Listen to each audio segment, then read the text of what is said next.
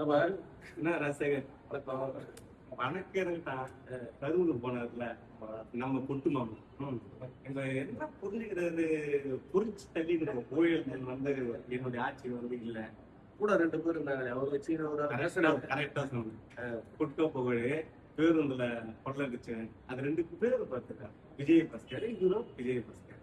அந்த கட்சி மட்டும் தூண்டு போக சத்தியா, ஆனா கூட சேர்த்துக்கினா அவங்க தூய சத்தியம்.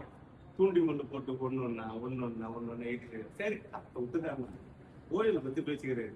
நான் சிஎம் நினைக்கிறேன். அனைத்து டிபார்ட்மெண்ட்ல போய் கேள்வி கோயிலே இல்லை. நான் சொல்றேன் ரசிக்கிறேன். அவர் விஜய் வந்து படத்துல வச்சார்ல ஒரு 50 ரூபாய் 100 ரூபாய் டிக்கெட்டு நாங்க ரசிகர் 2000 ரூபாய்க்கு வித்தாங்க. 5000 ரூபாய் கூட வெறி பிடிச்சு கூட பாத்துக்கலாம். அது வந்து இன்னைக்கு நம்ம சொல்றாங்க முதல் கோயில் அங்க தொடங்கிச்சு. அதுக்கப்புறம் தன் சொத்து கருப்பு பணத்தை வெளிநாட்டுல இருந்து காரு இறக்குமதி பண்றாரு. சரி ஆட்சிக்கு வந்துடல.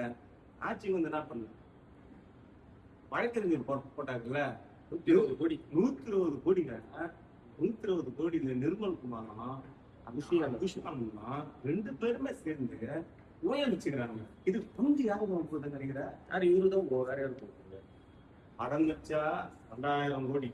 படம் நடிகர்னா ஒரு மாசத்துக்கு மட்டும் இல்லை, ஒரு நாளைக்கு 10 லட்சம் கோடி ஊழல் பண்றது சிஎம் சார். இவரை பத்தி ஊழல் பத்தி பேசலாமா? அவரே ஊழல்வாதி தானே. அந்த நாட்டு மக்கள் நல்லா தெரியுதா? தெரியும். ஓகே.